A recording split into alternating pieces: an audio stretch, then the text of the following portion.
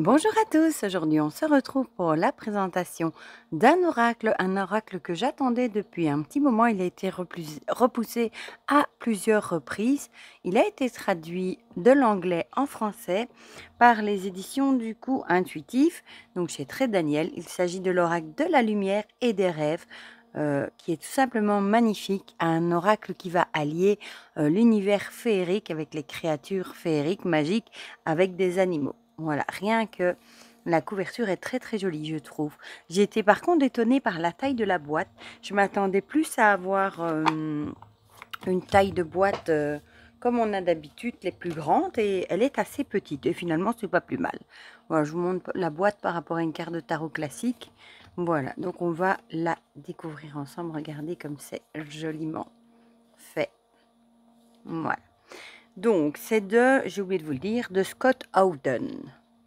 Alors, elfes, personnages inspirants et créatures magiques se côtoient dans cet oracle enchanteur et vous partagent leur force, leur bravoure et leur sagesse. Grâce à leur message inspirant, ils vous accompagnent avec bienveillance sur votre chemin de vie. Aidés dans leurs aventures par de fidèles compagnons animaux, ils vous racontent leur histoire inspirante qui enflammeront votre imagination, élèveront votre esprit et rempliront vos rêves d'espoir et de lumière. Donc ce coffret contient un livre de 104 pages tout en couleur et 49 magnifiques cartes oracles. Il est au prix de 24,90 € comme d'habitude. Je vous mettrai mon lien vers Amazon si vous avez envie de me donner un petit coup de pouce et de passer par là. Et sinon, il est disponible partout. Il vient de sortir le 7, je crois.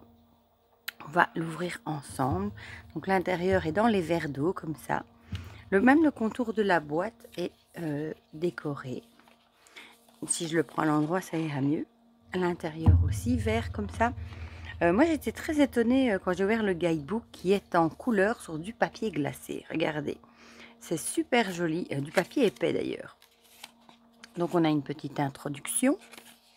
Et puis, on passe directement au vif du sujet, à savoir les cartes, avec l'illustration en couleur, son numéro, son nom, une petite phrase qui résume un petit peu quelques mots-clés. Et après, on a à chaque fois la description, le message, et on a à chaque fois une petite citation. Ici, par exemple, Nelson Mandela. On a ça pour toutes les cartes. Il n'y a pas de tirage proposé. À la fin, on arrive sur un petit mot à propos de Scott Howden, le créateur. Voilà, et c'est tout.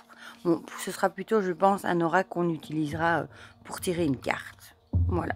Donc le dos est comme ceci, très joli, hein, avec un croissant de lune, avec des petits papillons. Très doux dans les couleurs pastel aussi. Les tranches sont neutres. Les cartes, je vais vous montrer la taille, forcément. Voilà, par rapport à un tarot classique, sont pas trop grandes, plus larges et un peu plus hautes. Il n'y a pas de bordure, donc on profite pleinement des magnifiques illustrations. Déjà, moi, rien que la première, quand j'ai ouvert la boîte, j'ai fait un grand waouh avec ce martin pêcheur que je trouve mais magnifique. Voilà, je vous montre d'un peu plus près. Regardez-moi ça comme c'est joli.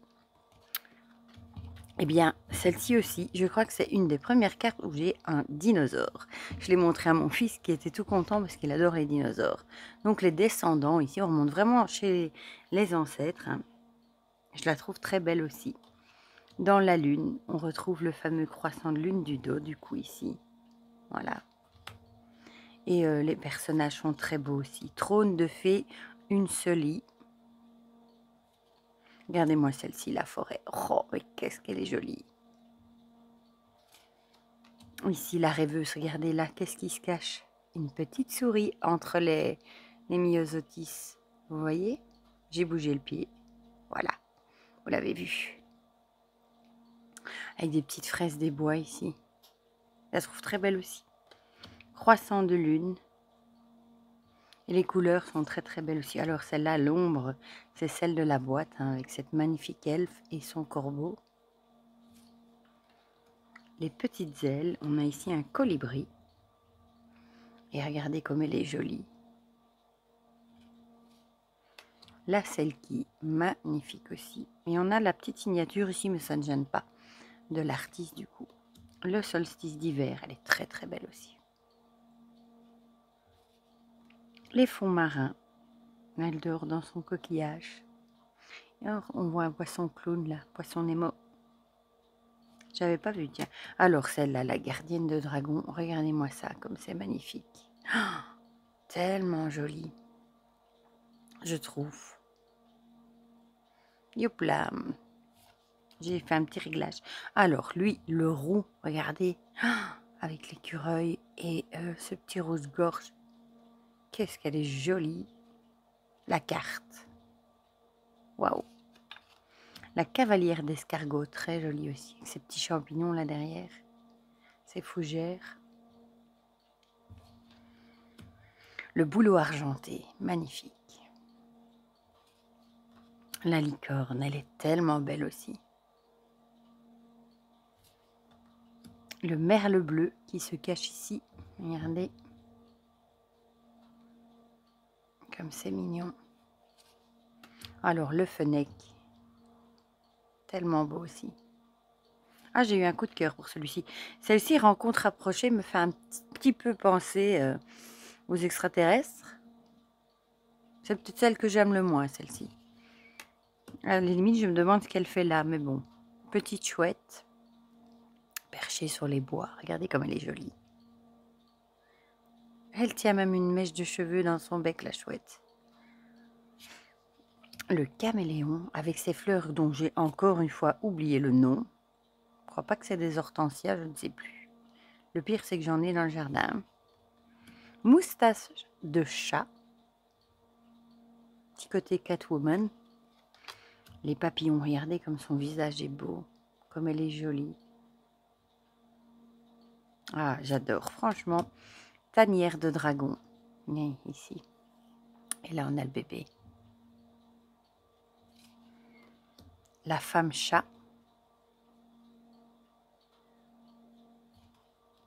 Oh, celle-là aussi, nomade, j'adore avec ce koala. Myosotis, avec la petite souris dans la main. Je me verrais bien, moi, avec une petite souris comme ça. Et elle offre un myosotis, c'est trop mignon. Aviateur, j'adore le chat avec ses lunettes, regardez. Trop mignon. J'avais même pas vu qu'il y avait une petite souris là. Enchanté. Le rossignol, elle est belle aussi celle-ci. La kitsune, très très jolie aussi. Les couleurs sont vraiment belles. Imaginarium.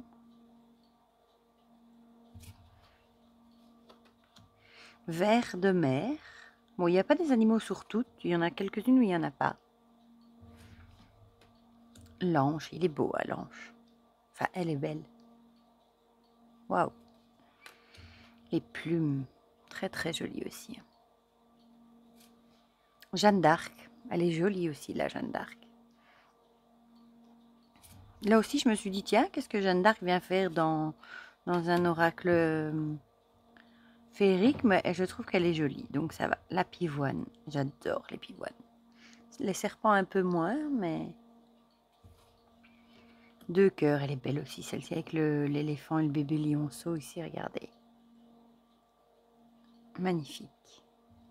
Et les couleurs. Martin Pêcheur 2, du coup, je la trouve très très belle aussi. Le pavot. Ah, celle-là aussi, j'adore. Le champ de citrouille. Bon, j'adore les citrouilles, donc forcément, vous allez me dire. Le chardon. Jolie aussi, hein, elle fait très guerrière. Un petit côté écossais avec son tartan, là, ou je sais pas comment on appelle ça. Le champ d'or avec des coquelicots, j'adore les coquelicots. Et ici, on a du coup le blé, hein, qui représente le champ d'or. Elle est habillée un petit peu comme une paysanne, c'est très très joli. Le petit chaperon rouge, j'aime beaucoup aussi avec ces deux loups, regardez. Là, on a un hibou, une biche. Royaume des jouets. La guerrière. Elle est belle. Vol au clair de lune. Et magnolia. Donc il y a beaucoup de fleurs aussi, hein, dedans. Donc, on va le mélanger. Et on va en tirer une, comme ça, vous aurez une idée des messages qu'il y a dans le guidebook. Ça mélange très très bien, ça glisse super bien.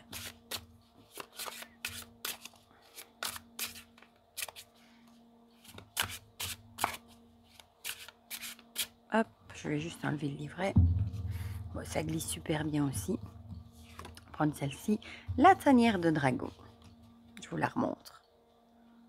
Hop, la 25 du coup. 27, 26 et 25, voilà. Alors, ne vous fiez pas aux apparences. Les mots-clés, ce sera irréfléchi, jugement, ouvert d'esprit, interaction. Alors, contrairement à leur aspect effrayant et à la perception créée par des contes tels que ceux dans lesquels une demoiselle en détresse est sauvée du dragon féroce et meurtrier par un preux chevalier, la petite héroïne de cette scène sait que les dragons sont des géants insaisissables, sages et doux. Après avoir sauvé le dragonnet d'une bande de chasseurs de primes sans scrupules, elle réunit la mère et l'enfant par un véritable acte de courage et de compassion. L'expression « ne pas se fier aux apparences » s'applique également aux gens. L'apparence extérieure seule ne peut pas être un indicateur précis du caractère ou de la personnalité d'une personne. Si nous nous fions seulement à cette approche irréfléchie, nous risquons de nous priver d'interactions et d'amitiés précieuses. Et la petite phrase en dessous, la petite citation, il serait intéressant de découvrir ce qui se passe à ce moment-là quand quelqu'un vous regarde et tire toutes sortes de conclusions. Malcolm Gladwell. Ouais, c'est vrai que c'est important de ne pas se fier justement à ce qu'on voit, parce que parfois aux apparences, parce que parfois on passe à côté de belles choses, parce qu'on a des préjugés.